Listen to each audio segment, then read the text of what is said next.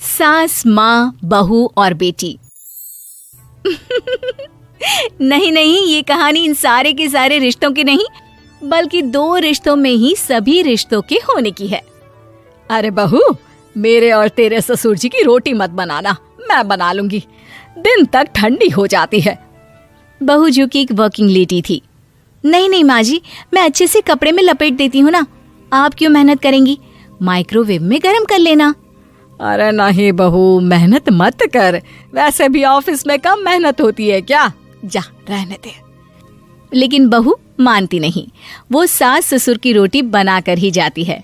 दोपहर में खाने के वक्त ससुर जी कहते हैं, अरे बहू को रोटी बनाने के लिए क्यों मना कर दिया, क्या हो गया, ठंडा ही तो खाते आए हम लोग हमेशा से। अरे वो क्या है ना, सुबह ऑफिस जाती है, घर का सारा काम करने में वक्त लग जाता है, अरे थकती है वो अलग, तो मैंने सोचा बहाने से ही थोड़ा कम काम करवाऊं। ससुर मुस्कुरा रहे होते हैं। ये तो अच्छा है, बहू को समझना जरूरी है। वक्त बीत रहा था, घर में सब खुश थे कि एक दिन, माँ जी आप शाम को थोड़ा टहलने निकला करें, घर पर रह रहकर हड्डियां जाम होती है, पापा को भी ले जाया करिए, मैं वक्त पर तो आ जाती हूँ। बहू ठीक 5 बजे ऑफिस से घर आ जाती है। फिर चाय नाश्ता बनाकर सास ससुर के साथ बैठती, उन लोगों को सारा दिन का हाल बताती। रात को पति घर आता है। क्या बात है बेटा, ऑफिस से आकर कभी हम लोगों के साथ भी बैठा कर। अरे माँ, दिन रात काम करके मन ही नहीं करता, अगले दिन की फिर तैयारी होती है, आप और पापा ही कमरे में आ जाओ। इससे अच्छी तो बहू है, कितना भी थकी रहे, घर आकर हम लोगों के लिए चाय नाश्ता बनाना, फिर बातें करना। बहू ना होती तो हम बुढ़ा बुढ़िया तो बैठे ही रह जाते। सास और ससुर अब बहू के कहने पर शाम की सैर पर निकलने लगते हैं। सास की कई सहेलियां बनती है तो ससुर को भी कुछ बुजुर्ग लोगों का ग्रुप मिल जाता है। कैसा रहा सहेलियों के साथ शाम का वक्त? हम लोगों ने तो भाई खूब योगा किया।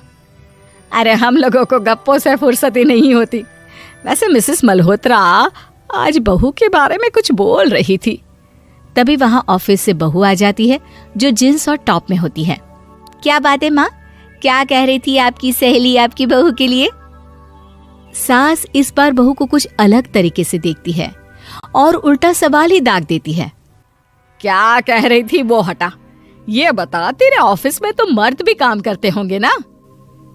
बहू जो अब तक मजाक कर रही थी वो सीरियस हो जाती है। मर्द होंगे नहीं माँ जी, मर्द ही ज्यादा हैं, हम 5 ही लड़कियां हैं ऑफिस में। अरे तो अच्छा लगता है क्या ऐसे कपड़े पहनती हो? कल से तुम ना साड़ी पहनकर ऑफिस जाना, और हाँ, शाम का नाश्ता थोड़ा जल्दी बनाया करो, नाश्ता बनाकर बाद में ही ऑफिस के कपड़े चेंज करने जाना।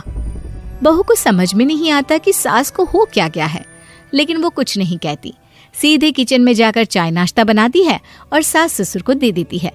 अगले रोज बहू ऑफिस के लिए तैयार होती है तो खूब सुंदर सी साड़ी पहनती है और ऑफिस के लिए निकलने से पहले सास और ससुर के पैर छूती है और निकल जाती है। क्या बात है, आज मेधा के ऑफिस में लग रहा है कोई फंक्शन है। अच्छा, पता नहीं, मुझे तो बताया नहीं, वैसे तो सारी बात करती रहती है। अरे देखा नहीं कैसे साड़ी पहनकर जा रही थी? अरे वो तो मैंने ही बोला है उसे। अरे अच्छा लगता है क्या रोज रोज ऐसे सूट या जींस में जाना? बहू हो, बहू बनकर रहो, और आप भी ना मेधा मेधा मत किया करिए, बहू बोला करिए, सर पर चढ़ जाएगी तो दिक्कत हो जाएगी। सास अब बहू को बहू जैसा रखने लगती है, हर बात पर रोका टोकी, हर बात पर ताने। क्या बात है, आजकल लेट आ रही है ऑफिस से? अरे चाय के लिए भी देर हो जाती है, हम लोग फिर पार्क में भी देर से पहुंचते हैं। सभी की बहुएं वक्त से चाय नाश्ता करा देती है अपने सास ससुर को, बस एक तू ही है जो उस वक्त ऑफिस से निकलती है। माँ जी, वो एक रास्ता पुलिस वालों ने न जाने क्यों बंद कर रखा है, जिसके कारण ट्रैफिक ज्यादा हो जाता है। मैं कोशिश करूंगी कल वक्त से पहले निकल जाऊं। ससुर देख रहे होते हैं कि बहू अब परेशान सी रहने लगी है। एक रोज, मेधा, बेटी मेधा। जी पिताजी। बेटा देख जरा कौन सी टी शर्ट अच्छी लग रही है। वो क्या है ना, शाम को सब बदल बदल कर टी शर्ट पहनते हैं, मैं भी सोच रहा हूँ कि आज कुछ अच्छा सा पहन कर जाऊं। हाँ पिताजी, ये सही है। ये लाल वाली ना बहुत जचेगी आप पर। मेरे पापा पर भी डार्क रंग बहुत जचता है। क्या चल रहा है? अरे ससुर के सामने घूंघट तो छोड़ो, ऊपर से रंग बताया जा रहा है टी शर्ट का। अरे बहू, कोई संस्कार दिए नहीं है क्या तेरी माँ ने? बहू इस बार बहुत निराश हो जाती है।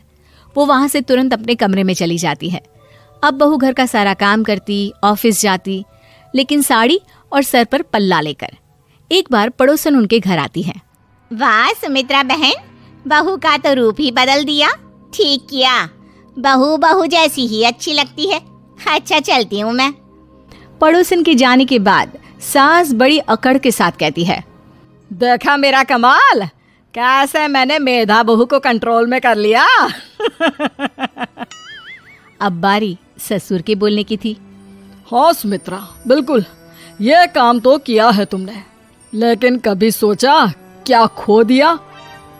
क्या खो दिया? मैंने तो कुछ नहीं खोया जी।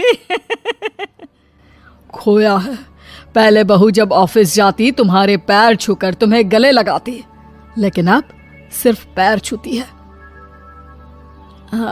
हाँ जी, ये बात तो आप ठीक बोल रहे हैं। पहले घंटों हम लोगों से बात करती, कमरे में ना जाती, ऑफिस से आते ही खुद की चाय, खाना, नाश्ता सब हम लोगों के साथ करती, सारी बात बताती। लेकिन क्या तुम्हें पता है, बहू की तबीयत खराब चल रही है, वो माँ बनने वाली है। ये बात मुझे बेटे ने बताई कि तुम्हें बता दूं। अब सास की आंख में आंसू थे। वो समझ गई थी कि लोगों के कहने में आकर उसने क्या खो दिया। शाम को बहू घर आती है तो माँ किचन में पकोड़े तल रही होती है। अरे माँ जी, आप रहने दीजिए ना, मैं आ तो रही थी। अरे नहीं, जा तू चेंज कर ले, मैं नाश्ता और चाय टेबल पर ही लगा रही हूँ मेधा। सास के मुंह से अपना नाम सुनकर बहू को बहुत अच्छा लगता है। माँ जी, कोई गलती हो गई है क्या? मेरे होते हुए आप काम करे, ये ठीक नहीं है। संस्कारी और समझदार बहू सास को माँ समझती है, लेकिन सास की बेवकूफ़ी उसे सास ही बनाकर रखती है। बहू, मुझे भी थोड़े संस्कार और समझदार बनने का मौका दे, जिससे मैं भी बहू नहीं बेटी को देखूं तुझ में। और हाँ, मेरा होने वाला पोता क्या कहेगा कि दादी ने तो मेरी माँ को बहुत परेशान किया। बहू सास को गले लगा लेती है। नहीं माँ जी, वो कहेगा कि माँ को तो दादी ने बेटी बनाकर रखा है।